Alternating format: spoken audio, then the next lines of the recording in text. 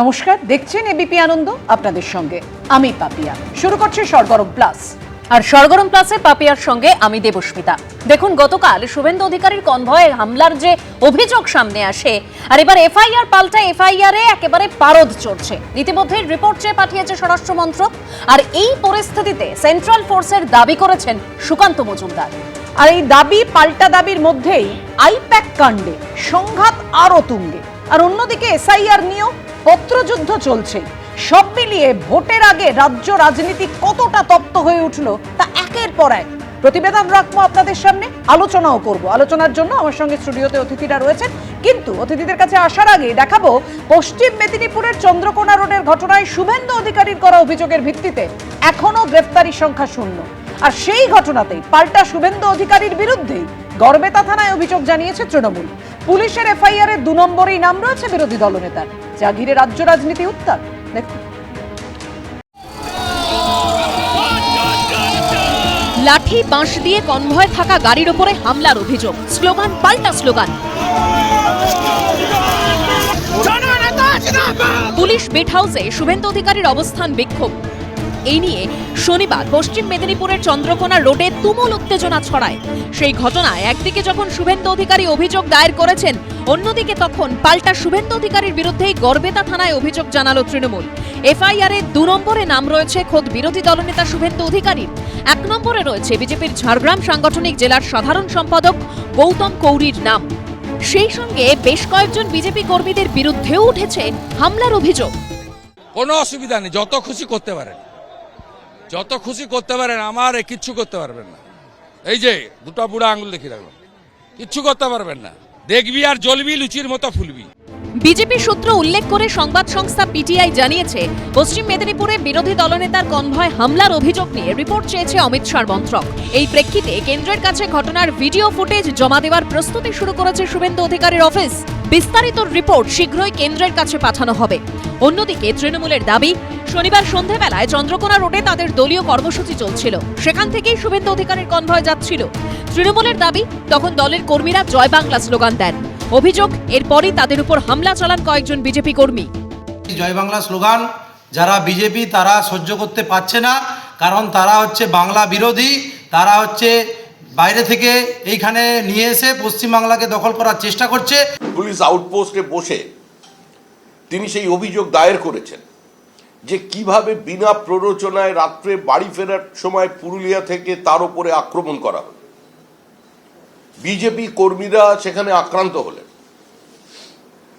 তার সম্পর্কে মিথ্যাচার চলল যে সিআইএসএ বহিরাগত, একটি স্বাধীন রাষ্ট্রে বসবাস করছে নাকি ভারতবর্ষের একটি অঙ্গরাজ্যে বসছে, এটাই এখন ভারতবর্ষের মানুষের কাছে সবচেয়ে বড় প্রশ্ন। অন্যদিকে পুলিশ সূত্রে খবর, এই ঘটনায় মোট 9 জনের বিরুদ্ধে থানায় অভিযোগ জানিয়েছেন শুভেন্দু অধিকারী। তাদের সিংহভাগই তৃণমূলের সঙ্গে যুক্ত। শুভেন্দু অধিকারীর করা অভিযোগের ভিত্তিতে এফআইআরও দায়ের করেছে গড়বেতা থানা। পুলিশ সূত্রে খবর, সেই এফআইআর এর তালিকায় রয়েছেন তৃণমূল নেতা ও 5 নম্বর 7 বাঁকুড়া পঞ্চায়েতের প্রধান মণিকাঞ্চন রায়, 3 নম্বর গড়বেতা ব্লকের যুব তৃণমূল সভাপতি দেবাঞ্জন মণ্ডল, যুব তৃণমূল নেতা অভিষেক সিনহা, বাণীব্রত দে, শাহরুখ খান ও আইএনটিটিইউসি নেতা দেবকুমার দে। একটা ঘটনা ঘটেছে, ওটা সবাই দেখেছেন। আইন অনুযায়ী যা অ্যাকশন নেওয়া হবে আমরা ওটা করি, কোনো অসুবিধা হবে না। সব মিলিয়ে বিধানসভা ভোট যত এগিয়ে আসছে, হুমকি হুঁশিয়ারি হামলার অভিযোগে ততই চড়ছে রাজনীতির পারদ। সোমনাথ দাস ও সমীরণ পালের রিপোর্ট, এবিপি আনন্দ। আর গতকালের রাতের এই যে ঘটনা, শুভেন্দু অধিকারী তিনি স্পষ্ট অভিযোগ করেছেন যে গোটা ঘটনা ঘটেছে একদম পুলিশের সামনে। তবে আমি এখান থেকে একটু অর্ণবদার কাছে যাব। অর্ণবদা, বিজেপি যেটা বারবার করে প্রচার করে যে বিরোধীরা কিছু করতে গেলেই শাসকের গায়ে জ্বালা ধরে যায়, সেটা বিরোধীদের কনভয়ে গেলে একেবারে সেখানে বাধা দিতে হবে, মারধর করতে হবে, উত্তেজনা হবে, আর নাহলে বিরোধীরা কোনো রকম কর্মসূচি পালন করতে গেলে তার জন্য হাইকোর্টে অনুমতি নিতে যেতে হবে। অর্থাৎ এই যে বিজেপির প্রচারের আগুন, তাতে আরো বেশি করে গতকালের ঘটনা ঘি ঢেলে দিল না? মানে একটা নন ইভেন্টকে ইভেন্ট করে তোলা হলো না?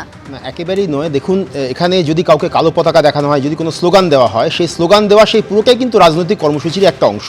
ধরুন, আমি বলছি যে একেবারে দেশের সর্বোচ্চ প্রধান যিনি প্রধানমন্ত্রী, তাকেও যদি তিনি বিমানবন্দরে আসছেন, সেখানে বিমানবন্দরের বাইরে যদি কালো পতাকা দেখানো হয়, তার মানে কি? তার মানে প্রোটেস্টটা আমি রেজিস্টার করছি, আমি দেখাতে চাইছি যে আমরা প্রোটেস্ট করছি। তো সেটা তো গণতন্ত্রের মধ্যেই পড়ে। গণতন্ত্রের মধ্যে কি তাহলে প্রোটেস্ট করা বা প্রতিবাদ করা বা কাউকে আমি যদি গো ব্যাক স্লোগানও দিই, গো ব্যাক মানে কি সে চলে যাচ্ছে? সে চলে যাচ্ছে না। তার মানেটা হচ্ছে যে আমি তোমার যে রাজনীতি, তোমার যে রাজনৈতিক মতামত বা যে মতাদর্শ, সেই মতাদর্শের বিপরীতে দাঁড়িয়ে আমি আমার মতটা রাখছি। তো গণতান্ত্রিক পরিসরে এটাও তো একটা পদ্ধতি। সেই পদ্ধতির মধ্যে দিয়ে সেখানে কালকে চন্দ্রকোনায় যেটা হয়েছে, সেখানে তৃণমূল কংগ্রেসের যারা কর্মী ছিলেন তারা জয় বাংলা স্লোগানটা দিয়েছেন, এবং এই জয় বাংলা স্লোগান দিয়েছে সেটা আমরা দেখতে পাচ্ছি। এখানে আমরা যে ফুটেজটা বারবার করে দেখতে পাচ্ছি, সেখানে কিন্তু গিয়ে কেউ হামলা করছে বা গিয়ে কনভয়ের মধ্যে গিয়ে ঢুকে পড়ছে সেটা কিন্তু কোথাও দেখা যাচ্ছে না। 1 নম্বর। 2 নম্বর হচ্ছে ওখানে কিন্তু কেন্দ্রীয় বাহিনীদের দ্বারা পরিবেষ্টিত ছিলেন আমাদের মাননীয় বিরোধী দলনেতা। সুতরাং ওখানে ঢুকে পড়া এবং ঢুকে পড়ে গিয়ে কিছু একটা করে ফেলা সেরকম কিছু ঘটেনি। সেটা যদি ঘটতো তাহলে কিন্তু সেখানে যে সিআইএসএফ যারা ছিলেন তারাই কিন্তু যথেষ্ট সেটাকে হকিয়ে দেওয়ার ক্ষেত্রে। এবং ওখানে যে অভিযোগটা আজকে তৃণমূল কংগ্রেস করছে, যে ওইখানে গণ্ডগোলটা পাকাতে চেয়েছিল বিজেপিরই কিছু লোক, এবং সিআইএসএফ যখন পাল্টায় যখন অ্যাকশন নিয়েছে তাদের আবার কিছু লোক আহত হয়েছে, এবং সেই আহত হওয়ার দায়টা তৃণমূল কংগ্রেসের ঘাড়ে চাপানো হচ্ছে। আসলে পুরোটাই একটা স্পেকটাকল তৈরি করার চেষ্টা করা হচ্ছে। যেহেতু সামনে ইলেকশন, একটা স্পেকটাকল তৈরি করার চেষ্টা করা হচ্ছে, দৃশ্যকল্প তৈরি করার চেষ্টা করা হচ্ছে। এই দৃশ্যকল্পটাকে রাজনৈতিকভাবে ব্যবহার করা, এটাই হচ্ছে বিজেপির উদ্দেশ্য, এবং সেই উদ্দেশ্যে এই জিনিসটা করা হয়েছে পুরোপুরি।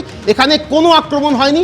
জয় বাংলা স্লোগান দেওয়া হয়েছে, সেটা কোথাও অসাংবিধানিক নয়, সেটা কোথাও কোনো অবৈধ কোনো কিছু নয়। এটা আমাদের গণতন্ত্রে কাউকে কোনো একটা বিপরীত মতের বিরুদ্ধে দাঁড়ানো এবং তার বিপরীত মতের বিরুদ্ধে দাঁড়িয়ে কোনো কথা বলা, সেটা গণতান্ত্রিক প্রক্রিয়ার মধ্যেই পড়ে। তো সেই প্রক্রিয়াটাই এখানে সম্পন্ন করা হয়েছে।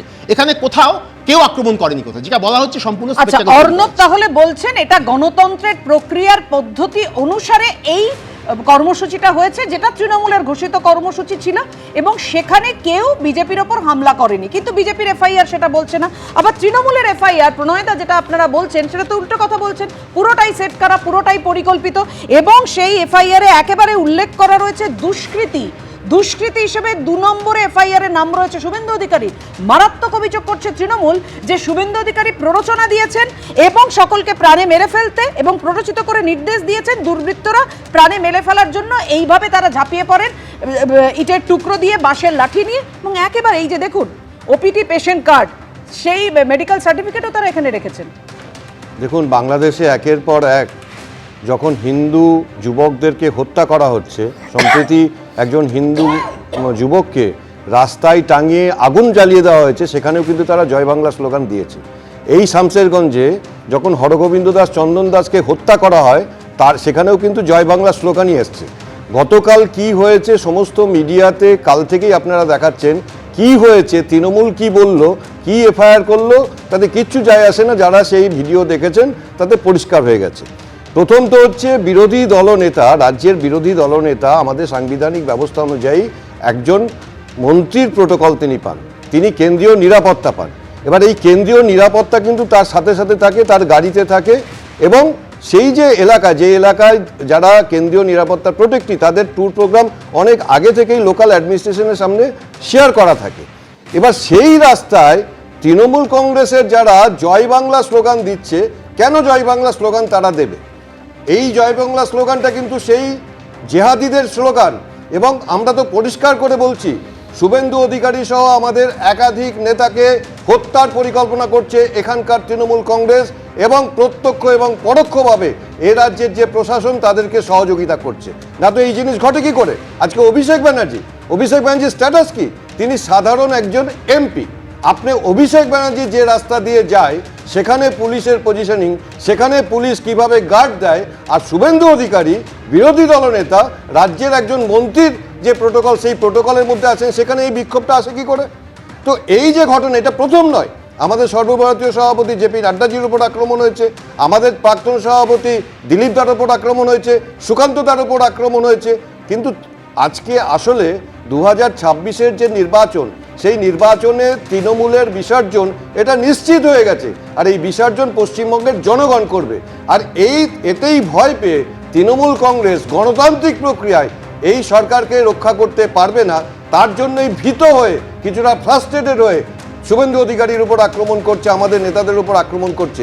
কিন্তু এটা জেনে রাখুন, পশ্চিমবঙ্গের মানুষ গণতন্ত্রপ্রিয় মানুষ, গণতান্ত্রিক প্রক্রিয়াতেই তাদের মোকাবেলা করবে, এবং 2026-এর নির্বাচনে এই সরকারের পতন অনিবার্য হয়ে গেছে। খালি গণতান্ত্রিক প্রক্রিয়াটা আপনারা মেনটেন করুন। যদি আপনাদের বিক্ষোভ দেখাতে হয় দেখান না, কি অসুবিধা আছে, কিন্তু প্রশাসনের কাজ কি? আপনারা একটা মিনিমাম ডিস্টেন্স মেনটেন করবেন, সেখানে জয় বাংলা স্লোগান দেবে, কালো পতাকা দেখাবে, দেখাতে পারে, কিন্তু তার বলে গাড়ির উপর হামলা হবে, এটা কোনোভাবে মেনে নেওয়া যায়? সেটা হচ্ছে যে প্রণয়দা যে বললেন এটা জিহাদিদের স্লোগান, আমি এখানে তীব্র আপত্তি জানাচ্ছি। তার কারণ পূর্ণচন্দ্র বিপ্লবী পূর্ণচন্দ্র দাসকে নিয়ে লেখা পূর্ণ অভিবাদন নামে সেই বিখ্যাত কবিতা 1921 সালে কাজী নজরুল ইসলামের লেখা, সেইখানে উনি জয় বাংলার পূর্ণচন্দ্র কথাটা প্রথম বলেছিলেন। এটা কোনোভাবেই জিহাদিদের স্লোগান নয়, এটা কাজী নজরুল ইসলামের কবিতা থেকে নেওয়া। এবং 1971 সালের যে মুক্তিযুদ্ধ, যেটা আমাদের সকলের কাছে গর্বের বিষয়, প্রণয়দার কাছেও গর্বের বিষয়, সেখানে জয় বাংলা স্লোগানটা দেওয়া হয়েছিল। সেই স্লোগানটা দেওয়া হয়েছিল পাকিস্তানি রাজাকারদের বিরুদ্ধে, পাকিস্তানি খান সেনাদের বিরুদ্ধে। তো সেইটাকে আজকে যখন ওরা বলছেন যে জিহাদিদের স্লোগান, বোঝা যায় যে ওরা কতটা বাঙালি সেন্টিমেন্টের বিরুদ্ধে যান, ওরা কতটা বাঙালি বাংলাদেশে যেটা হচ্ছে আপনি অস্বীকার করতে পারেন।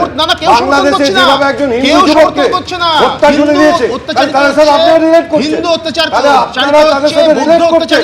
আপনারা বলুন বাংলাদেশে যে স্লোগান চলছে, যেভাবে হিন্দু হত্যা করছে, হরগোবিন্দ দাস যেভাবে এখানে হত্যা করা হলো, তাদের স্লোগান প্রণয়দা এই স্লোগানটার মধ্যে দিয়ে বাঙালির অস্মিতাকে তুলে ধরা হচ্ছে। আপনি গতকালের পরিস্থিতি কখন উত্তপ্ত হয়ে ওঠে যখন চন্দ্রকোনা রোডে বিরোধী দলনেতার কনভয় পৌঁছয়, এবং তারপরেই যে পরিস্থিতি সেই ছবি তো আপনারা দেখেছেন। কিন্তু এক্ষেত্রে বিজেপি ঠিক কি অভিযোগ করছে আর তার পাল্টা তৃণমূলই বা কি বলছে, দেখাবো এই প্রতিবেদনে।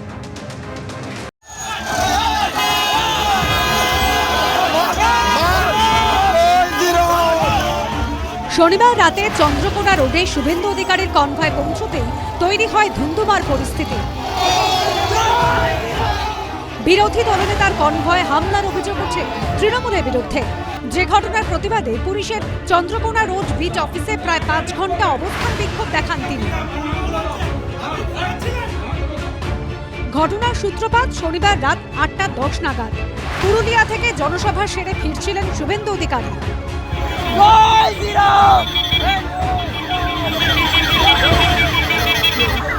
সেই সময় চন্দ্রকোনা রোডের কাছে তাকে অভ্যর্থনা জানানোর জন্য দাঁড়িয়েছিলেন বিজেপি কর্মীরা।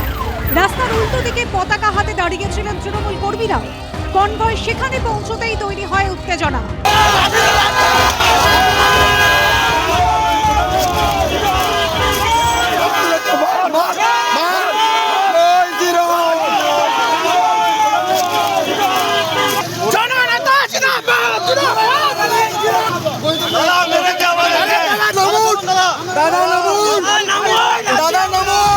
অভিযোগ, বিজেপি কর্মীদের ওপর হামলা চালান তৃণমূলের কর্মী সমর্থকরা।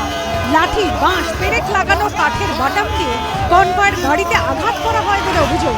পাল্টা তৃণমূলের দাবি, জয় বাংলা স্লোগান দেওয়ার পর তাদের ওপর হামলা চালান কয়েকজন বিজেপি কর্মী। রাত 8:20 নাগাদ গাড়ি নিয়ে সোজা চন্দ্রকোনা রোড পুলিশ বিট হাউসে পৌঁছে যান শুভেন্দু অধিকারী। সেখানে গিয়ে ভারপ্রাপ্ত সাব ইন্সপেক্টরের ঘরের মেঝেতে বসে পড়েন তিনি। শুরু হয় অবস্থান বিক্ষোভ, তোলেন বিস্ফোরক অভিযোগ। 10 থেকে 12 জন, সামনে 8 থেকে 10 জন পুলিশ, কাঠের বাটাম, মোটা বাঁশ, আস্তে আস্তে আমার সামনের গাড়িটা আর পরেরটা দুটো ব্ল্যাক স্করপিওর উপর দমাদম। আমি যেদিকে কাছের দিকে বসছি সেদিকে দমাদম করে পিটছে। আর এই লোকাল পাবলিককে জিজ্ঞেস করুন, পেট্রোল আর কেরোসিনের জার নিয়ে এসছে গাড়ির উপর ছড়িয়ে দেশলাই মারবে। দীর্ঘক্ষণ অবস্থান করার পর থানায় অভিযোগ দায়ের করেন বিরোধী দলনেতা, কিন্তু অভিযোগ করেন তাকে খুনের চেষ্টা হলেও হামলাকারীদের বাঁচানোর জন্য জামিনযোগ্য ধারা দিয়েছে পুলিশ। না, বলে দিচ্ছি ওই সেকশন লাগাবে না, আর আমি নেব সেকশন অ্যাকশন হয় লাগাবে না। আমি সই করিনি পুলিশের বিরুদ্ধে, আমি উচ্চ আদালতে যাব।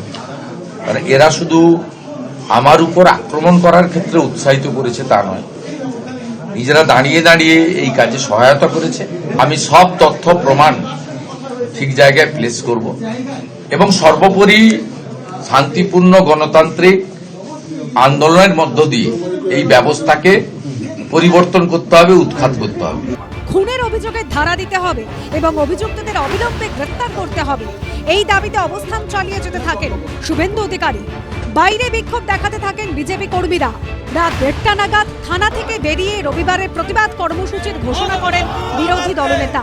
আর এরপর গভীর রাতেই কর্মী সমর্থকদের নিয়ে মশাল হাতে মিছিল করে ঘটনাস্থলে যান তিনি। শনিবারের ঘটনার প্রেক্ষিতে গড়বেতা থানায় অভিযোগ জানিয়েছেন শুভেন্দু অধিকারী। পাল্টা শুভেন্দু অধিকারী নিরাপত্তা রক্ষীদের বিরুদ্ধে সেখানে অভিযোগ জানিয়েছে তৃণমূল। সোমনাথ দাসের রিপোর্ট, এবিপি আনন্দ, পশ্চিম মেদিনীপুর। অর্ণব গণতন্ত্রের কথা বলছিল। দেখুন, গণতন্ত্রের পার্ট তো এটাই যে গণতন্ত্রে সবাই সবার মতটা প্রকাশ করতে পারবে স্বাধীনভাবে, বিরোধীদের কণ্ঠস্বর রোখা যাবে না, মানে এটা একটার সঙ্গে তো একেবারে সম্পর্কযুক্ত পারস্পরিক। আমি এখানেই বিশ্বনাথদার কাছে আসব। বিশ্বনাথদা, আর একটি দল আরেকটি দলের অনুষ্ঠান চলছিল বা একটি দলের কর্মসূচি চলছিল, সেখানে আরেকটি দল বিক্ষোভ দেখাচ্ছে, প্রতিবাদ জানাচ্ছে, কর্মসূচি জানাচ্ছে, সব ঠিক আছে, কিন্তু এমন কোন পরিস্থিতি তৈরি হলো যেখানে একে অপরের বিরুদ্ধে মারধর, হিংসা, পরিকল্পনা, খুন করার চক্রান্ত এত কিছু উঠে আসছে? এই রকম পরিস্থিতি তৈরি হবে কেন? এটা গণতন্ত্রের কোন ছবি? যে ভোটের দিনক্ষণ এখনো ঘোষণা হয়নি, অশান্তির দেওয়াল লিখন কি এখন থেকেই লেখা হয়ে গেল? এটাই কি বাংলার ভবিতব্য? দেখো, কয়েক দশক ধরে রাজনৈতিক হিংসায় শীর্ষে থাকা বাংলা এবং এখানে যারা বিরোধী রাজনৈতিক দল করে তাদের দেহ ও মনের উপর পূর্ণ অধিকার নেয় পুলিশ এবং শাসক দল। এটা শুভেন্দু অধিকারী বলে কথা নয়। তোমার স্টুডিওর পাশেই হলো ভাঙর, নওশাদ সিদ্দিকী প্রতিনিয়ত আক্রান্ত হন, মারধর তাকে করা হয়, কখনো জেলে ঢুকিয়ে দেওয়া হয়। এবং একইভাবে সিপিএম এর লোকজন যখন কোনো এলাকায় যায় একই ট্রিটমেন্ট, সেটা শুভেন্দু অধিকারীর থেকে শুরু করে সুকান্ত মজুমদার, প্রত্যেকের উপরই হামলা নিয়মিত হয়। ফলে বিরোধী রাজনীতি এখানে যারা করেন তাদের দেহ এবং মনকে বাজি রেখে কিন্তু রাজনীতিটা করতে হয়। কিন্তু গতকাল যেটা ব্যতিক্রম ঘটনা ঘটেছে, যেটা আমরা বারবার প্রশ্ন তুলছিলাম, যে বিজেপির নেতৃত্ব তারা আদালতে গিয়ে সভা করতে হয়, মিটিং মিছিল করতে হয়, কিন্তু রাস্তার রাজনীতি তারা করেন না। অর্থাৎ আমরা বারবার প্রশ্ন তুলছিলাম যে তারা কেন পুলিশ থানা ঘেরাও করেন না, তারা কেন রাস্তায় নামেন না। কালকে শুভেন্দু দেখিয়ে দিয়েছে যে অন্ততপক্ষে মানে রিঅ্যাকশনারি পলিটিক্স কাকে বলে, যেটা মমতা বন্দ্যোপাধ্যায় চ্যাম্পিয়ন।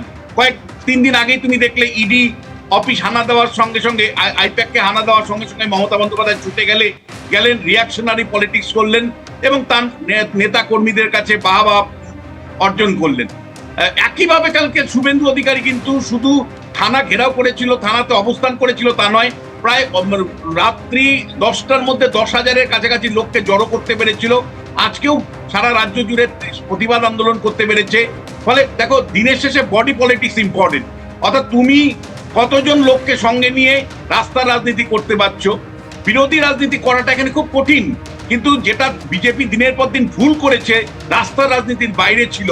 শুভেন্দু অধিকারী কালকে রাস্তার রাজনীতিতে নামাতে এবং মমতা বন্দ্যোপাধ্যায়ের স্টাইলে একইভাবে থানাকে অবস্থান করার ফলে তার কর্মী সমর্থকদের মধ্যে যে কানেক্টিভিটি তৈরি হয়েছে, সেখান থেকেই কিন্তু শাসক দলের রিয়াকশন একের পর এক উঠে আসছে। না হলে ঘটনাটা খুব মামুলি ঘটনা বলেই তারা হয়তো চালিয়ে দিতেন। কিন্তু ভোটের আগে শুভেন্দু যেভাবে রাস্তায় নেমেছেন, যেভাবে কর্মী সমর্থকদেরকে জড়ো করেছেন এবং প্রতিবাদটা করেছেন, সেটা কিন্তু রেজিস্টার্ড হয়েছে সাধারণ মানুষের মধ্যে। আমার বারবার প্রশ্ন আমি রাখি যে দেখো, হিংসা এমন একটা পর্যায়ে পশ্চিমবাংলায় চলেছে, রাজনীতির হিংসায় মানে ন্যূনতম আইনের শাসন নেই। এখানে শাসকের আইন দ্বারা সবকিছু নির্ধারিত হয়। ফলে আমরা সব প্রতিনিয়ত ভয় পাই যে শেষ পর্যন্ত একটা সিভিল ওয়ারে না যায়। ডেমোক্রেসিতে টলারেশনের খুব গুরুত্ব আছে, শাসক হোক বা বিরোধী হোক, কিন্তু আমাদের এখানে টলারেশন বা টলারেন্সের কোনো মিনিমাম লেভেলে সেটা আমরা দেখতে পাই না। অর্থাৎ সামান্যতম সহনশীলতা সেইটা আমরা দেখি না। অন্য রাজনৈতিক দলের কে সম্মান করা, তার পরিসরকে সম্মান করা, সেইটা কিন্তু আমরা ভুলে বসে কেবলমাত্র বডি পলিটিক্স, অর্থাৎ তোমাকে যদি আমি চর মারি, তুমি আমাকে কিভাবে মারছো, বা আমি যদি মানে চর খাই তাহলে আমি উল্টো দিকে তোমাকে কিভাবে মারবো, এই রাজনীতি প্রতিনিয়ত চলছে। এই হিংসার রাজনীতি থেকে বাঙালির মুক্তির পথ কে দেখাবে আমি জানি না, কিন্তু আপাতত তোমাকে আমি বলতে চাই যে দীর্ঘ কয়েক দশক ধরে চলা রাজ্য রাজনীতির যে হিংসার ছবি প্রতিনিয়ত উঠে আসে, তাতে সবচেয়ে বেশি সাফার করে যে যখন বিরোধী রাজনীতি থাকেন। মমতা বন্দ্যোপাধ্যায় যখন বিরোধী ছিলেন তিনি সাফার করেছেন, আজকে যারা বিরোধী আছেন তারা সাফার করছেন। কারণ আমাদের রাজ্যে গণতন্ত্রটা সত্যি নিয়ন্ত্রিত গণতন্ত্র, শাসকের গণতন্ত্র, কিন্তু বিরোধীদের জন্য সেই পরিসর একেবারেই রাখা হয় না। একদম, অর্থাৎ মানে যেটা বিশ্বনাথদা বলছেন যে এ রাজ্যে বিরোধী রাজনীতি যথেষ্ট কঠিন। মানে অর্ণবদা, যেটা বিরোধীরাও বারবার বলছে যে অভিষেক বন্দ্যোপাধ্যায় যেরকম জেলায় জেলায় গিয়ে সভা করছেন, বলছেন বিরোধী শূন্য করতে হবে, কার্যত সেই পরিস্থিতি দেখা যাচ্ছে। তারা বলছেন যে একদম যে বিরোধী বলে এখানে কিছু থাকবে না, বিরোধী পরিসর বলে পশ্চিমবাংলায় আর কিছু থাকবে না। না বিরোধী শূন্য করতে হবে বা বিরোধী পরিসর থাকবে না, সেটা রাজনৈতিকভাবে পর্যুদস্ত করতে হবে। সেটা উনি জনসভায় একজন জননেতা তিনি বলছেন, সেটা মানুষকে ইনস্টিগেট করবার জন্য, জাগিয়ে তোলবার জন্য, এবং যাতে রাজনৈতিকভাবে সেই যারা বিপক্ষে আছে তাদেরকে রাজনৈতিকভাবে প্রতিহত করা যায় তার জন্য। আচ্ছা, এই যে উনি বললেন বিশ্বনাথ দা যে টলারেন্সের রাজনীতিকে কোথাও একটা ফিরিয়ে আনা দরকার। আচ্ছা, ত্রিপুরায় কি উনি দেখতে পাচ্ছেন টলারেন্সের রাজনীতি হচ্ছে 2018 সালের পর থেকে? ওখানে কি চলছে? এখানে যে পার্থদা আছেন, পার্থদা আরও ভালো বলতে পারবেন যে ত্রিপুরায় ওইখানে এসে যে পরিমাণ আক্রমণ ওখানে কিভাবে শুরু হয়েছিল। বিলোনিয়া কলেজে কমরেড লেনিনের মূর্তি, মানে সেই মূর্তি গুঁড়িয়ে দেওয়া হয়েছিল। একটা খারাপ ঘটনার জাস্টিফিকেশন দিচ্ছে, আরেকটা খারাপ ঘটনাকে তুলে এনে এখানে এখনো পর্যন্ত অনেক বেশি টলারেন্স রয়েছে, এখানে অনেক বেশি, এখানে কিন্তু যারা রাজনীতি করছে তাদের একবারও এই কথাটা বলছেন না পশ্চিমবঙ্গে পঞ্চায়েত নির্বাচনে 50 জনের বেশি প্রাণ চলে যায়, একটা উপনির্বাচনের বিজয় উল্লাস থেকে ছোড়া মানে বোমায় কিভাবে তামান্না খাতুনের মৃত্যু হয়েছে, এই প্রসঙ্গগুলো তো তুলছেন না। ঘটনা কেউ সমর্থন করছি না, আমি একটা ঘটনাকেও সমর্থন করছি না দেবস্মিতা, কিন্তু আমি এটা বলছি যে দেখুন 18 সালে যে সালে কিন্তু আরো বাইরে রয়েছেন। বিশ্বনাথ দা কি বলছেন একটু শুনে নেব। আপনি কি সমর্থন করছেন বা করছেন না সেটা বিষয় নয়, আপনি তো বিষয় নয়, সাধারণ মানুষগুলোকে মাসুল গুনতে হচ্ছে নিজের প্রাণ দিয়ে। প্রশ্নটা এখানেই অর্ণব। হ্যাঁ, আমি বিশ্বনাথ দার কাছে শুনতে চাই। দেখো, কেবলমাত্র পঞ্চায়েত নির্বাচনে 100-র উপর মানুষের মৃত্যুর বিনিময়ে পঞ্চায়েত নির্বাচন হয়েছে। প্রতিনিয়ত শুধুমাত্র তৃণমূল কংগ্রেসের গোষ্ঠীগত সংঘর্ষে কত লোক মারা যাচ্ছে, এবং সবচেয়ে বড় কথা, তুমি বাইরের রাজ্যের খারাপ উদাহরণগুলো দিয়ে পশ্চিমবাংলাকে ঢাকবার চেষ্টা করছো। বারবার আমরা প্রশ্ন তুলছি, এই মমতা বন্দ্যোপাধ্যায় পরিবর্তনের ডাক দিয়েছিল, গণতন্ত্র প্রতিষ্ঠার ডাক দিয়েছিল, হারমাদি হবে না বলেছিল, প্রত্যেকটা জিনিস তিনি সিপিএম এর আমলে যা মানে সমালোচনা করেছিলেন প্রত্যেকটা তিনি রিএস্টাবলিশ করেছেন। আরো বেশি হিংসা হয়েছে পশ্চিমবাংলা, আরো বেশি মানে দলীয়করণ ঘটিয়েছেন প্রশাসন ব্যবস্থাতে, এবং হিংসা, মৃত্যু, বোমাবাজি প্রতিনিয়ত আলোচনার বিষয়ে। তাহলে মমতা বন্দ্যোপাধ্যায় কি পরিবর্তন আনলেন? 15 বছর পরে শাসন করবার পরে কি নতুন বাংলা আনলেন, কি পরিবর্তন আনলেন, যেটা 11 সালে উনি আমাদেরকে স্বপ্ন দেখিয়েছিলেন। রাজ্য জুড়ে তখন পরিবর্তনের হাওয়ায় তিনি বারবার বলতেন যে গণতন্ত্র প্রতিষ্ঠা করব, বিরোধী পরিসরকে নিশ্চিত করব, বহুত্ববাদী গণতন্ত্র আনবো। সেই বহুত্ববাদী গণতন্ত্র কোথায় গেল? আমি প্রথমেই যেটা বলবো সেটা হচ্ছে যে উনি 100 জন মৃত্যুর কথা বললেন। আমার মনে পড়ে যাচ্ছে 2003 সালের নির্বাচন, আনন্দবাজার পত্রিকার ফ্রন্ট পেজ জুড়ে 103 জনের মৃত্যু একদিন ঘটনাটা ঘটেছিল। আমি বলছি যে বদলা নয় বদল চাই যে স্লোগানটা মমতা বন্দ্যোপাধ্যায় দিয়েছিলেন, বিশ্বনাথ আমি একটু বলে নিই, বদলা নয় বদল চাই যে স্লোগানটা দিয়েছিলেন সেই স্লোগান কিন্তু মানা হয়েছে এবং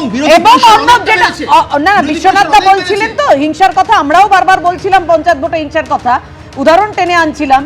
তাহলে যে পরিবর্তনের কথা বিশ্বনাথ দা বললেন, অর্ণব তো তার ব্যাখ্যা দিল। পরিবর্তন তো এটাই যে 103 থেকে কমে সেটা 55 হয়েছে, এটাই পরিবর্তন বোধহয় অর্ণব বোঝাতে চাই। 23 সালের হিংসা আরো কমেছে। পঞ্চায়েত নির্বাচনের একটা দুটো উদাহরণ দিলে হবে? দৈনন্দিন জীবনে লেফট আমলে এত মৃত্যু হতো, এত বোমাবাজি ছিল, এত দুর্বৃত্তায়ন পশ্চিমবাংলার রাজনীতিতে ছিল লেফট আমলে। ভুলে গেছেন দীপক সরকার, ভুলে গেছেন সুশান্ত ঘোষ, ভুলে গেছেন এত দুর্বৃত্তায়ন ছিল, পশ্চিম মেদিনীপুর ভুলে গেছেন, নেতাই ভুলে গেছেন, বনবেতা ভুলে গেছেন, ছোটবাংলা ভুলে গেছেন, কেশপুর ভুলে গেছেন, এগুলো ভুলে গেছেন। অত্যন্ত দুর্ভাগ্যজনক, আমরা এই কথাগুলো মনে করতে চাই না। আর মানুষ ভুলে যায়নি বলেই কিন্তু বিপুল জনাদেশ পেয়ে তৃণমূল ক্ষমতায় এসছে পরপর, এবং বর্তমান অবস্থাটা কি সেইখানেই প্রশ্নটা উঠছে, এবং সেখানেই এই কথাটা অত্যন্ত দুর্ভাগ্যজনক। আবার বলছি, তাও বলতে হচ্ছে। আপনারা বলেন পার্থদা যে তাহলে হিংসায় কি এগিয়ে বাংলা?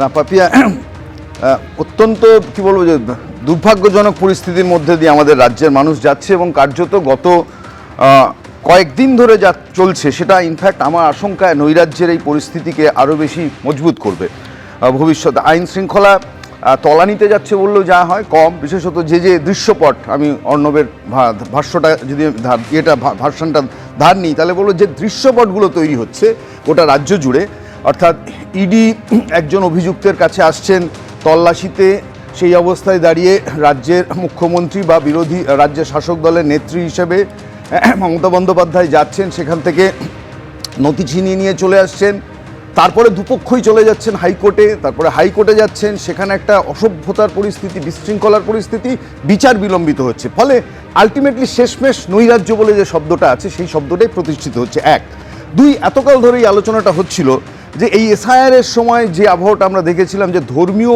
অসহিষ্ণুতার একটা আবহ দেশ জুড়ে তৈরি করার চেষ্টা করছিল দেশের শাসক দল বিজেপি, কিন্তু আমি বলছি আমাদের রাজ্যে যদি দেখেন সেই এসআইআর এর এই হাই পিচ ধর্মীয় অসহিষ্ণুতার সেই ভাষ্যে সেখানে দাঁড়িয়ে এখন অসহিষ্ণুতার রাজনীতি সেটা হচ্ছে অনেক বেশি প্রমোট করছে তৃণমূল কংগ্রেস।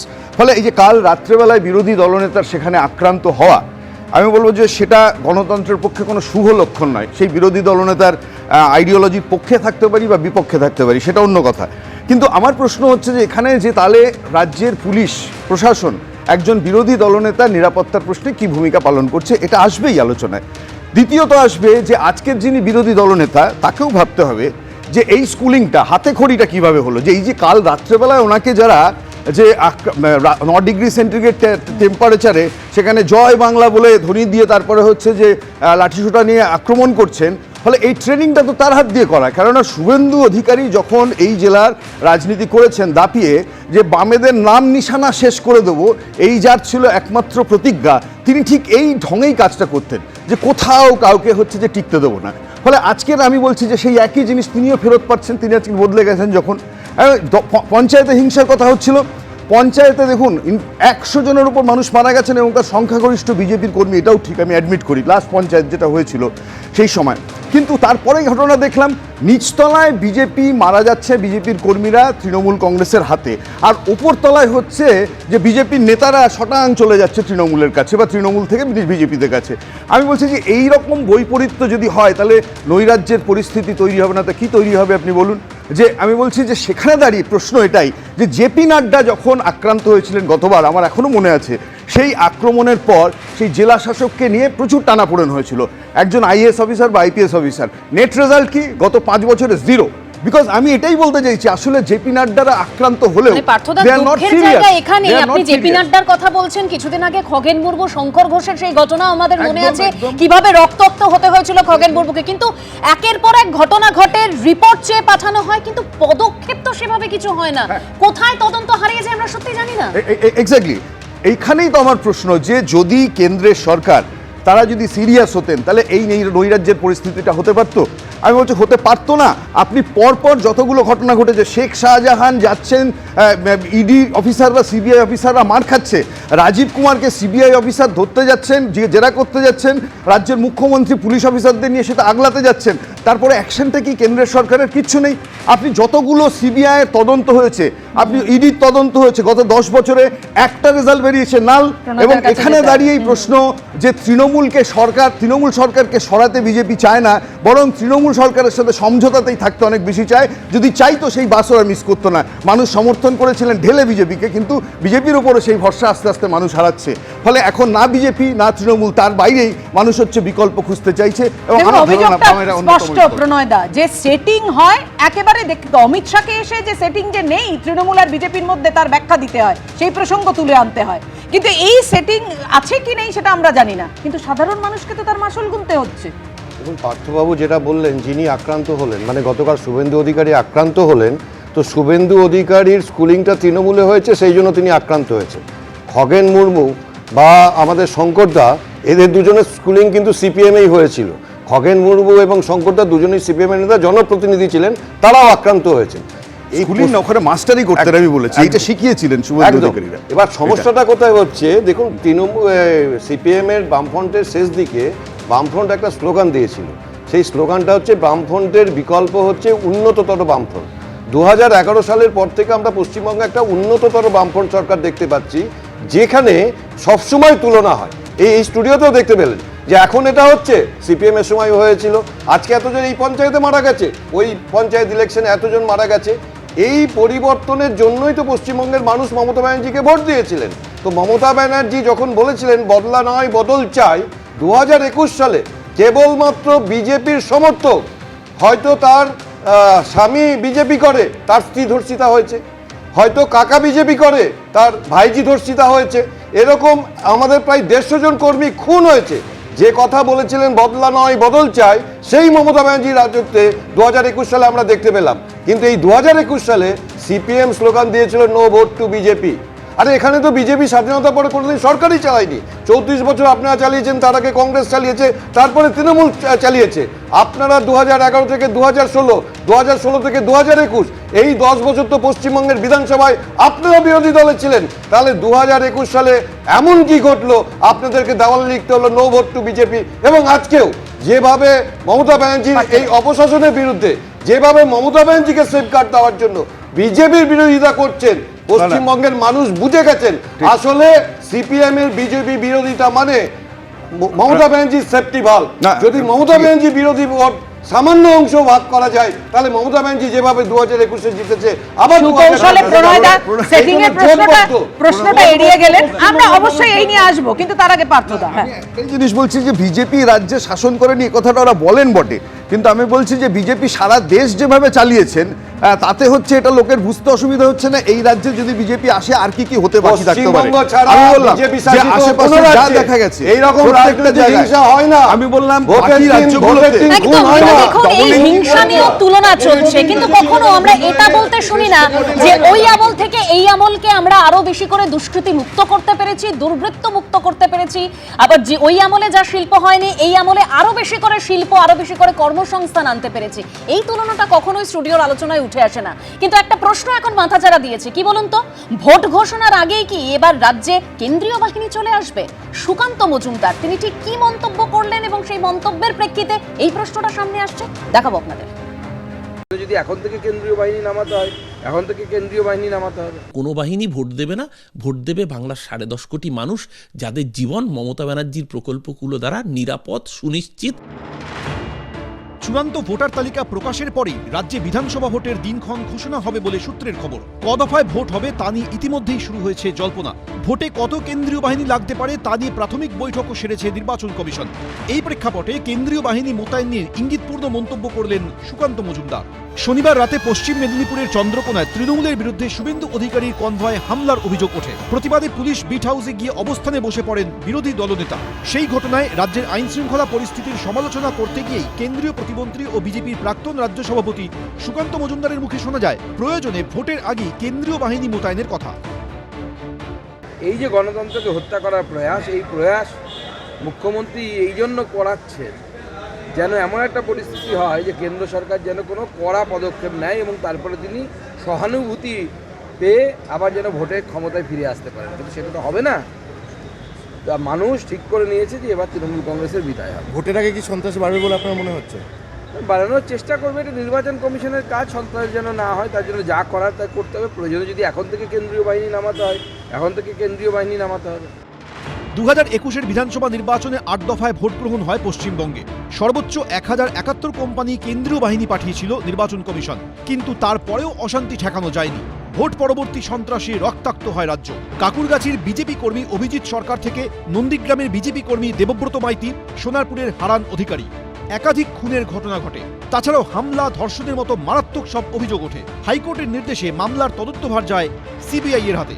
সেই সময় পর্যবেক্ষণে আদালতও বলে, খুব দুঃখের যে ফল ঘোষণার পরে রাজ্য অশান্তি আটকাতে পারছে না, পরিস্থিতি নিয়ন্ত্রণে আনতে পারছে না। যদি রাজ্য তার বাসিন্দাদের নিরাপত্তা দিতে না পারে তাহলে সেটা উদ্বেগের। আর কয়েক মাসের মধ্যেই রাজ্যে ফের শুরু হবে আরেকটা বিধানসভা নির্বাচন।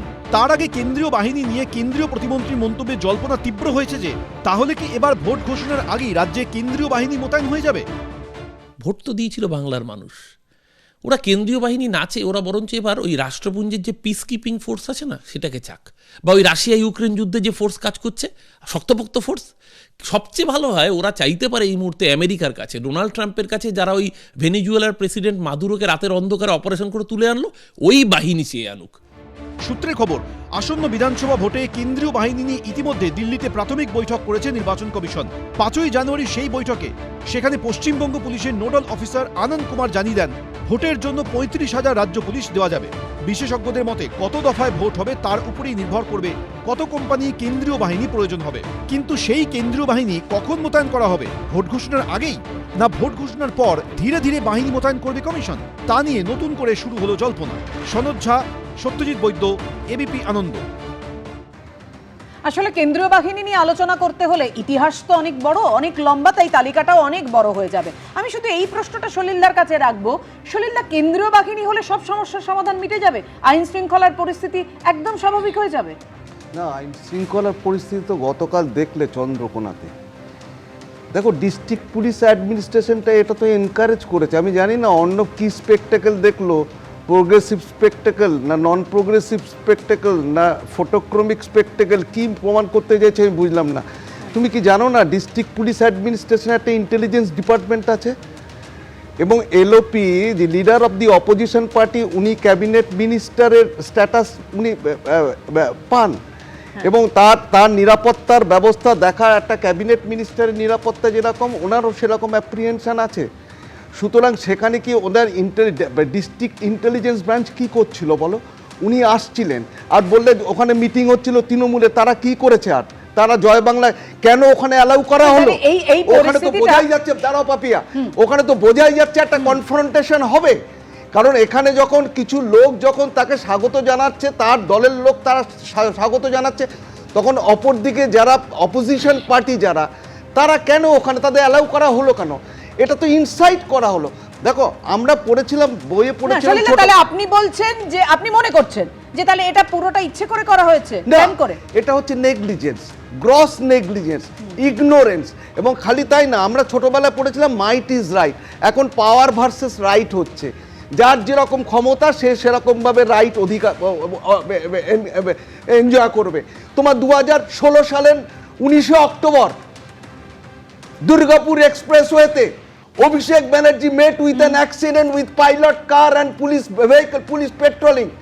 তাদের সঙ্গে হলো একটা দুধের গাড়ির সঙ্গে অ্যাক্সিডেন্ট হলো।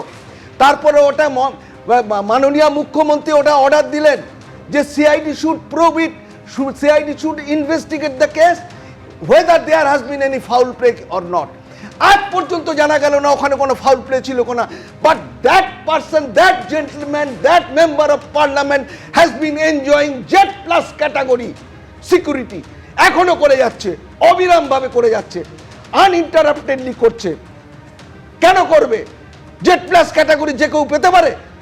যেটা চিফ মিনিস্টার পান সেটা একজন এমপি পাবেন কেন? Only because of the fact that he met an accident with a milk van. আর সেই সিআইডি সেই ইনভেস্টিগেশনের রেজাল্টটা সামনে আসুক, আজকে পর্দার সামনে আসুক। আর সেখানে এলওপি যখন আসছেন, সেখানে তাদের ব্যবস্থা করা ছিল district police administration intelligence branch, যে whether there has been any commotion, whether there has been any apprehension of breach of peace, কোনো শান্তিভঙ্গের আশঙ্কা আছে কিনা সেটা দেখার দায়িত্ব ডিস্ট্রিক্ট পুলিশের। এটা gross failure and negligence and ignorance on the part of পশ্চিম। এইখানে প্রথমে প্রশ্নটা ছিল সলিলদা, আপনি যে জায়গাটা এখন এলেন, আমি বলছি তাহলে কি কেন্দ্রীয় বাহিনী এলে এই পুলিশ তার ঠিকঠাক কাজ করবে? না, অতীতের অভিজ্ঞতা কি বলছে? রাজ্য পুলিশ যেভাবে পরিচালনা করবে কেন্দ্রীয় বাহিনী তো সেই পথেই এগোবে। কেন্দ্রীয় তুমি ধরো একটা পেট্রোলিং গাড়িতে কেন্দ্রীয় ফোর্স আছে 20 জন, সেই ড্রাইভারটা ডিউটি করছে সিঙ্গুরে, কোনো ইলেকশন পারপাসে করছে, এবং সেই ড্রাইভারটাকে নিয়ে আসা হচ্ছে কাকদ্বীপ থেকে। সে রাস্তা চেনে না, ঘাট চেনে না। এটা তো ম্যানিপুলেট করা হয়, এটা তো এরকমভাবে মিসগাইড করা হয়। সেন্ট্রাল ফোর্স রাস্তা চেনে না, সে তো ত্রিপুরার থেকে এসছে, নাহলে মহারাষ্ট্র থেকে এসছে, নাহলে কাশ্মীর থেকে এসছে।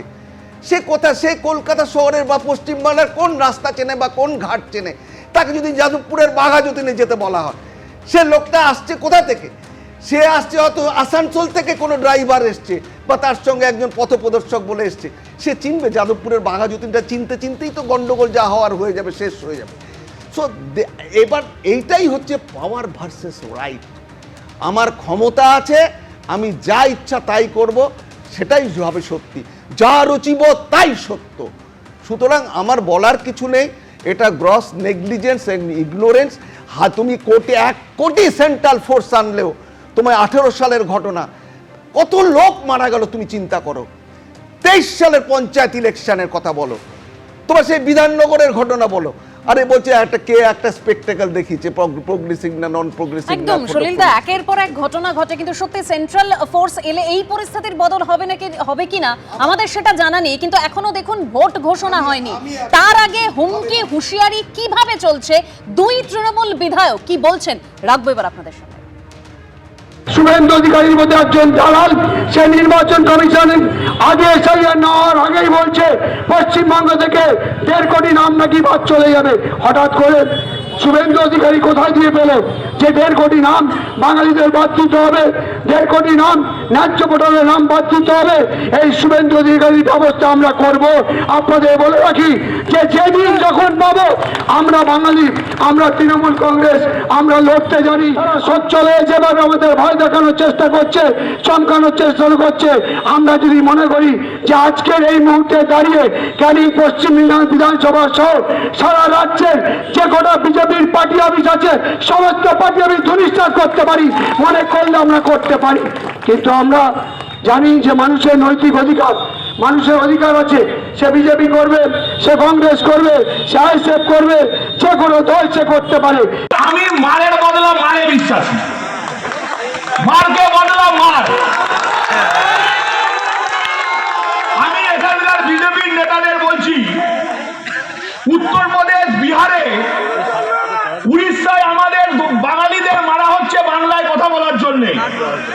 যে হিন্দিবাজিকে নিয়ে এখানে মিটিং করবেন পরের দিন ঘর থেকে বেরোতে দেবো না। বিহার ইউপি থেকে নেতা নিয়েছে বাংলার বুকে ষড়যন্ত্র করবেন, চক্রান্ত করবেন, আর বিহার ইউপিতে বাংলায় কথা বলার জন্য মারধর হবে।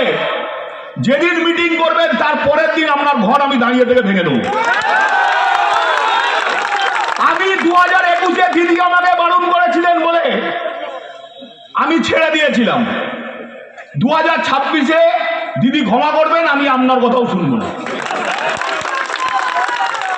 2026-এ আমরা দলের কর্মীরা আমরা আমাদের মতো চলবো। দিদির কথা আমরা 2 মাস শুনবো না। দিদি আমাকে ক্ষমা করবেন, মঞ্চে দাঁড়িয়ে বললাম, অন রেকর্ড বললাম, প্রেস আছে রেকর্ড করছেন, অন রেকর্ড বললাম, জ্যান্ত এই মাটিতে কবর দেবো, মাইক ধরে বলে গেলাম। অর্ণবদার কাছে যাব। অর্ণবদা, আপনি কিছুক্ষণ আগে বলছিলেন না যে শুভেন্দু অধিকারী উস্কানি দিচ্ছে, পরিস্থিতি এই জন্য এই জায়গায় পৌঁছে যাচ্ছে। আপনি এই দুজন তৃণমূল বিধায়ক বক্তব্য শুনে কি বলবেন? আমি অরুণা বসুনের একটা জায়গা আপনার সামনে তুলে ধরবো। আপনি শুনলেনও যে 2026-এ মমতা বন্দ্যোপাধ্যায় নিষেধ করলেও শুনবো না, মানে এক্ষেত্রে এফআইআর হবে তো, এক্ষেত্রে পদক্ষেপ নেওয়া হবে তো? দেখুন, যখন এরকম একটা শব্দ আমরা শুনি, কেউ একজন বলছে, নিশ্চিতভাবে সেটা আমাদের শুনতে ভালো লাগে না। কিন্তু একটা জিনিস বোঝা দরকার, উনি তার লোকাল জায়গায় যে রাজনীতিটা করছেন সেখানে কোন কোন জিনিসের তিনি মুখোমুখি হচ্ছেন, মানে উনি তার এখানে কোন কোন জায়গায় মুখোমুখি হচ্ছেন এবং কোন ধরনের উস্কানি বলুন বা কোন, মানে অর্ণবদা আপনি বলতে চাইছেন যে ওনার ক্ষেত্রে উনি লোকাল রাজনীতি করেন, উনি কোন কোন ক্ষেত্রে মুখোমুখি হন উনি ওটা বলতে পারেন, উনি যে ভাষায় বলছেন। এটা তো অফিশিয়াল লাইন নয়, কারণ মমতা বন্দ্যোপাধ্যায় যখন বলেছিলেন যে বদলা নয় বদল চাই, সেটাই হচ্ছে অফিশিয়াল লাইন। স্থানীয় স্তরে কোনো একজন নেতা তার কোন বাস্তবতার জায়গা থেকে যদি কথাটা বলেন, দুটো কথা বললেন তো, একবার বলছেন তৃণমূলের এটা অফিশিয়াল লাইন নয়, আবার বলছেন কোন পরিপ্রেক্ষিতে এবং কোন অবস্থান, ভৌগোলিক অবস্থান বলছেন। এইটাই মন্তব্যের দায়িত্ব তার। অরুণবাবু যদি এরকম একটা মন্তব্য করেন, উনি যে এলাকায় রাজনীতিটা করেন তার দায়িত্ব এটা, এবং সেইখানে তার বাস্তবতা ব্যাখ্যা উনি দিতে পারবেন সবচেয়ে ভালো, যে উনি কি কি জিনিস ফেস করছেন। অনেক কিছু ঘটছে যেটা আমরা এখানে এত কম সময়ের মধ্যে যে আলোচনা করছি, সেখানে বহু কিছু আমরা জানতে পারি না, বুঝতে পারি না, কারণ গ্রাউন্ড রিয়ালিটি এক্স্যাক্টলি কি সেটা আমরা বুঝতে পারি না অনেক সময়। ওনার বক্তব্য প্রণিধানযোগ্য এবং সেটা খুব উদ্বেগের বিষয়, সেটার জন্য আইন শৃঙ্খলা বা পুলিশের দরকার নেই, উনি পুরো বিষয়টা উস্কানি দিয়েই সামলে নেবেন। তাই অর্ণববোধহয় সেটাই বলতে চাই যে আমি একটু প্রণয়দার রিয়াকশন নিয়ে নিই, তারপর আবার আসি। দেখুন, এই রাজ্যের বীরভূম সহ একাধিক জেলাতে এরকম ঘটনা ঘটেছে। পুলিশ অফিসারের গালে থাপ্পড় মেরেছে ওই লাল চুল কালে দুল মারা ওই ভাইপো বাহিনীর ভাইপো গ্যাংয়ের সদস্যরা। এখন কথা হচ্ছে যে একজন বীরভূমের একটা প্রত্যন্ত গ্রামে একজন সাধারণ তৃণমূল কর্মী কি করে সাহস পায় একজন সাব ইন্সপেক্টরকে এইভাবে থাপ্পড় মারার? সাহসটা পায় সেখান থেকে 2011 সালের মে মাসে মমতা ব্যানার্জি মুখ্যমন্ত্রী হয়েছিলেন, আর সেপ্টেম্বর মাসে ভবানীপুর থানা থেকে 2টো ক্লাবের মধ্যে গন্ডগোল হয়েছিল, পুলিশ কাউকে অ্যারেস্ট করে লকআপে রেখেছিল, শটাং মুখ্যমন্ত্রী পৌঁছে গেছিলেন, লকআপ থেকে তাকে বের করে নিয়ে এসেছিলেন। এই যে 2011 সালের সেপ্টেম্বর মাসে মমতা ব্যানার্জি পশ্চিমবঙ্গের পুলিশ বাহিনীকে যে মেসেজটা দিয়েছিলেন উর্দি আপনাদের থাকবে, পুলিশ প্রশাসন চালাবো আমি, আমার গুন্ডা বাহিনী পুলিশ প্রশাসন চালাবে। তাই কালকে এই যে জেড প্লাস ক্যাটাগরির কথা বলছেন, শুভেন্দু অধিকারী ওই ক্যাটাগরিতে পড়েন, তাহলে আজকে যখন শুভেন্দু অধিকারী ওই এলাকা দিয়ে যায়, টিপির ট্যুর প্রোগ্রাম অনেক আগে শেয়ার হয়ে যায়, তাহলে ওই রাস্তা ক্লিয়ার করার দায়িত্ব কার? ওই রাস্তা ক্লিয়ার করার দায়িত্ব হচ্ছে পুলিশ প্রশাসনের। পুলিশ প্রশাসন গণতান্ত্রিক আন্দোলনের নামে এতটা কাছাকাছি গাড়ির সামনে কি করে তাদেরকে অ্যালাউ করে? আজকে এই যে কথাগুলো বলছেন এটা অফিসিয়াল ভার্সন না। দেখুন, মমতা ব্যানার্জি যেদিন বলেছিলেন এসআইআর হতে দেবো না, একাধিক তৃণমূল নেতা বলেছিলেন আগুন জ্বালিয়ে দেবো, আমরা রক্তগঙ্গা বইয়ে দেবো, তারপরেও এসআইআর হয়েছে এবং 58 লক্ষের যে নাম বাদ গেছে মূলত হচ্ছে মৃত ভোটার এবং শিফটেড ভোটার। এখন অবধি সেটা নিয়ে কিন্তু ডাটা দিয়ে তৃণমূল কংগ্রেসের কোনো বক্তব্য নেই। আর যে কথা বলছেন 1 কোটির কথা কি করে বললেন? সামান্য কালীগঞ্জ উপনির্বাচনে 8000 মৃত ভোটারের নাম বাদ গেছিল। এবার একটা বিধানসভায় যদি 8000 মৃত ভোটারের নাম বাদ যায়, 294টা বিধানসভায় কত ভোট বাদ যেতে পারে? আমি এখান থেকে একটু রাজগোপাল বাবুর কাছে যাব। রাজগোপাল বাবু, মানে যেরকম অর্ণব দাও বলছিলেন যে তৃণমূল করলে সব মানে সব বলা যায়, তার একটা অন্য প্রেক্ষিত তৈরি হয়ে যেতে পারে, কিন্তু বিরোধীরা যখন কোনো সভা করতে চাইবেন, যখন কোনো মিছিল করতে চাইবেন, তখন তাদেরকে হাইকোর্টে যেতে হবে অনুমতি নিতে, কোনো কনভয় গেলে তাদেরকে বাধা দেওয়া হবে, হামলা করা হবে, মানে বিরোধীদের ক্ষেত্রে এটা হবে। আবার তৃণমূল বিধায়ক তিনি আবার কোথাও একটা ফুটনোট দিয়ে দিলেন, আমরা চাইলেই বিজেপি পার্টি অফিস ভেঙে গুড়িয়ে দিতে পারি, কিন্তু আমরা তৃণমূল করি। হ্যাঁ, দেখুন, মানে আমি খুব সহজেই বলবো যে পশ্চিমবঙ্গে 4 বার রাষ্ট্রপতি শাসন হয়েছে। লাস্ট আমরা দেখেছিলাম 77 সালে, কিন্তু তারপরে মানে এসআর বোম্বাই কেসটা আমরা দেখেছি, বা কেন্দ্রীয় সরকারের মানে চিন্তাভাবনাও পাল্টে গেছে। অনেকে এটাকে সেটিং বলছেন। যাই ঘটুক না কেন, রাজ্য সরকার মনে করছে যে তারা যা খুশি করতে পারে, কেন্দ্র কিচ্ছু করবে না, কেন্দ্র চুপচাপ দেখবে এবং এদের কিছু করার নেই, এই ভাবনাটাও এসে গেছে কিন্তু রাজ্য সরকারের মধ্যে। আর বেপরোয়া আমরা যদি ভয় দেখাতে পারি এবং আমরা যদি বোঝাতে পারি যে একেবারে মানে তাদের সর্বোচ্চ নেতৃত্ব কেউ আমরা ছেড়ে কথা বলবো না, তুমি সাধারণ মানুষ তোমরা কি সবাই কিন্তু বিপদের মধ্যে আছো, যদি বিরোধী বক্তব্য কোথাও তুলে ধরো, এই যে ভয় দেখানোর চেষ্টা, এটা হচ্ছে যে একেবারেই তারা জানে কেউ কিচ্ছু করবে না এবং নির্বাচনের সময়ও একই গুন্ডাগিরি যদি করা যায় তাহলে শাসনটা হাতের কাছে এসে যাবে এবং মারধর মারপিট। এবং আমরা দেখেছিলাম কি মানে সাঁই বাড়ির কথা বলতো, সে সাঁই বাড়ি রিপিটেড হয়েছে আমরা দেখেছি সরকার বাড়িতে। তো যাই হোক, কেউ কিচ্ছু করলো না, চুপচাপ সবাই বসে গেল। বিজেপি নেতা প্রণয় দা আমার খুব কাছের লোক, উনি বলছেন যে ওনাদের অতজন মারা গেছেন, কিন্তু কেন্দ্রীয় সরকারের ভূমিকাটা আমাদের কাছে খুব মানে অবাক করে দেয় যে তারা কি চুপচাপই থাকবে? বাংলাদেশের হিন্দু আক্রমণ হচ্ছে চুপচাপ, তাই না? সব জায়গাতেই চুপচাপ। এই চুপচাপ কিন্তু দেখে কিন্তু একটা শৌর্যশালী সরকারের পরিচয় রাখে না। তার ফলে রাজ্য সরকার যারা মনে করছে আমরা জোর দিয়ে থাকবো, আমরা অন্যায় করে থাকবো, আমরা এমন বার্তা মানুষকে দেব যে এখানে আগের সরকার 35 বছর ছিল, আমরা এর ডবল থাকবো, এই একটা বার্তা কিন্তু দেবার তারা চেষ্টা করছে। এবং সেখানে সাধারণ মানুষ দেখুন তারা বুঝতে পারছে যে এই পথের রাজনীতি, বিষ্ণুদা বলছেন, কে পথের রাজনীতি করতে আসবে? না, নিজের জীবনটা বাঁচানো হইতে তার কাছে এতটাই ভয়। বিজেপি নেতারা তারা সে কেন্দ্রীয় সুরক্ষা পান, সাধারণ বিজেপি কর্মীরা কি সুরক্ষা পান আমি জানি না, প্রণয়দা সুরক্ষা পান কিনা, সাধারণ মানুষ তারা তো পায় না। সুতরাং কে পথে নামবে এই দুর্যোগের দিনে? সুতরাং ওইসব বলে তো লাভ নেই, আগে লেভেল প্লেয়িং করুন, আগে আপনি গণতন্ত্রটাকে ফিরিয়ে আনুন। এই গণতন্ত্র ফিরিয়ে আনার দায়িত্বটা কিন্তু কেন্দ্রীয় সরকারের, সে যেভাবেই হোক গণতন্ত্র তাকে ফিরিয়ে আনতে হবে, তারপরেই নির্বাচন হতে পারে। আমার ধারণা এইবারে যদি নির্বাচনে কিন্তু নির্বাচনের আগেই যেভাবে গণ্ডগোল হবে, এবং একজন ছেলে আমি জানি না তাদের নাম টাম কি, তারা বলছেন জ্যান্ত কবর দিয়ে দেবে, এই ধরনের ভাষার পরেও তিনি প্রকাশ্যে গর্ব করছেন, তার হয়ে কেউ মানে ডিফেন্ড করছে তাকে। মানে এটা তো মানে এর ফলে বোঝাই যাচ্ছে ইলেকশন কমিশন এখনও তাকে গ্রেপ্তার করেনি, তিনি গ্রেপ্তারে তো হবেন না, বুক ফুলিয়ে বেড়াবে, তাকে হয়তো কেউ মালা টালা দেবে, তাই না? হ্যাঁ, মালায় পতাকায় মঙ্গল ঘটে, তার হয়তো পূজা হবে, কিন্তু ব্যাপারটা হচ্ছে এইগুলো যদি গোড়াতেই যদি শেষ না করে দেওয়া হয়, এইগুলোই কিন্তু আলটিমেটলি পশ্চিমবঙ্গের গণতন্ত্রকে ধ্বংস করবে। অন্য পার্টির লোকরা ভাবছেন যে হ্যাঁ বিজেপি মার খাচ্ছে, আমরা তো আনন্দ করছি, আমাদের তো মার খাচ্ছে না, কিন্তু যে কোনো দিন যে কোনো সময় বল অন্যদিকে ঘুরে যেতে পারে। তাই ঐক্যবদ্ধভাবে যদি এই ধরনের হিংসাকে যদি নিন্দা না করা যায়, তাহলে কিন্তু বাংলার মানে প্রচণ্ড গণতন্ত্রের এমন একটা সময় আসতে চলছে, আর হয়তো রাজনীতি করা যাবে না। এবং যেভাবে চলছে দুটো বাংলা এক হয়ে যাবে কিনা, একটা অংশ ভাগ হয়ে যাবে কিনা, সেটাও আমাদের কাছে ভয়ের আশঙ্কা। রাজগোপাল বাবু যা বলছেন তা গণতন্ত্রের পক্ষে অত্যন্ত অশনি সংকেত। দেখুন একটা বিজ্ঞাপন, সেই ক্যাচলাইনটা আমার মনে পড়ে যাচ্ছে, বঙ্গজীবনের অঙ্গ।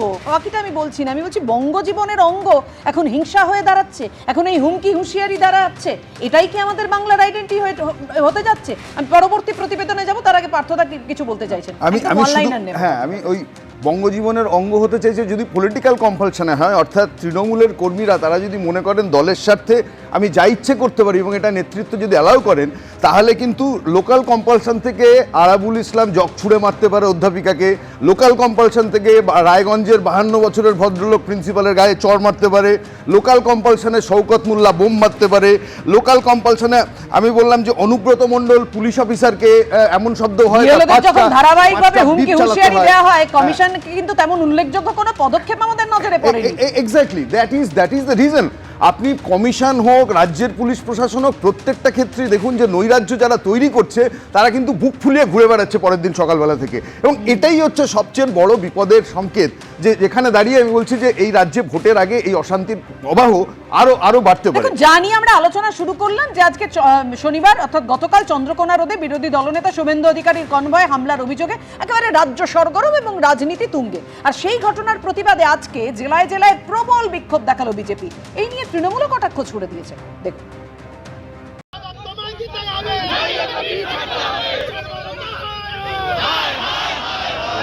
পশ্চিম মেদিনীপুরের চন্দ্রকোনায় শনিবার বিরোধী দলনেতার কনভয় হামলার অভিযোগ ওঠে তৃণমূলের বিরুদ্ধে।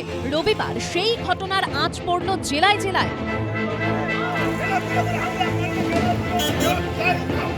চন্দননগর, বাঁকুড়া, মেদিনীপুর, বর্ধমান পুলিশের সঙ্গে কার্যত ধস্তাধস্তি, টায়ার জ্বালিয়ে প্রতিবাদ।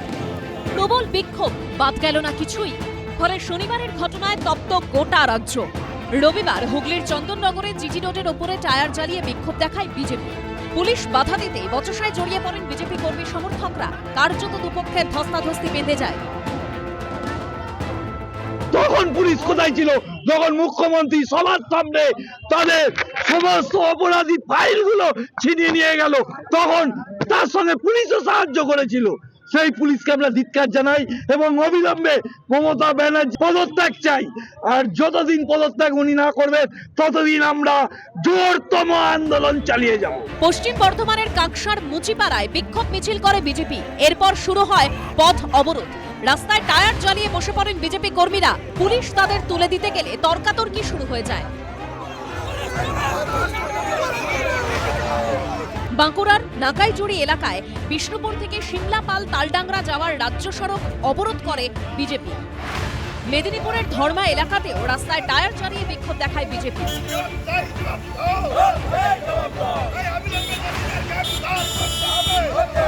প্রতিবাদ একটাই কারণে, এই মেদিনীপুরের মাটি ঐতিহাসিক মাটি, আমরা প্রতিবাদ করছি। দোষীদের গ্রেপ্তার করতে হবে, তৃণমূলী দুষ্কৃতীদের গ্রেপ্তার করতে হবে, দৃষ্টান্তমূলক শাস্তি দিতে হবে, এই দাবিতে আমাদের আন্দোলন। প্রথম কথা, শুভেন্দু অধিকারীর উপর কোনো হামলা হয়নি। কোনো ভিডিও ফুটেজে শুভেন্দু অধিকারী গায়ে একটা টোকা পড়েছে কেউ দেখাতে পারবে না। উল্টে শুভেন্দু অধিকারীর নির্দেশে সিআরপিএফ বেধড়ক মার দিয়েছে। শুভেন্দু ক্রমশ আউট অফ ফোকাস হয়ে যাচ্ছিল। নিজের টিআরপি বাড়ানোর জন্য এই সস্তার ড্রামাবাজি, কিন্তু কালকে প্রতিটা সেকেন্ড রেকর্ডেড রয়েছে মাল্টিপল ক্যামেরায় এবং বিভিন্ন মোবাইলের তথ্যে। উল্টে ওখানকার তৃণমূলের যিনি পঞ্চায়েতের সদস্য, তাকে বিজেপির কর্মীরা বেধড়কভাবে মেরেছে, সেই ভিডিও ফুটেজও রয়েছে এবং সেটার জন্য আমরা খুনের চেষ্টার অভিযোগে মামলা দায়ের করেছি। সব মিলিয়ে বিধানসভা নির্বাচনের আগে চন্দ্রকোনার আঁচে ক্রমশ তপ্ত হলো এরাজ্যের রাজনীতি। সৌরভ বন্দ্যোপাধ্যায়, পূর্ণেন্দু সিংহ রায়, সৌমেন চক্রবর্তীর report, ABP Ananda.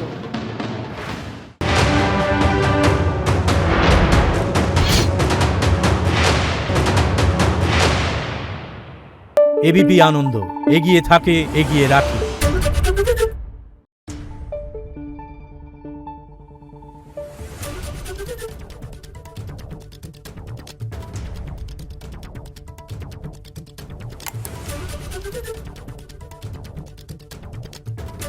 Thank you.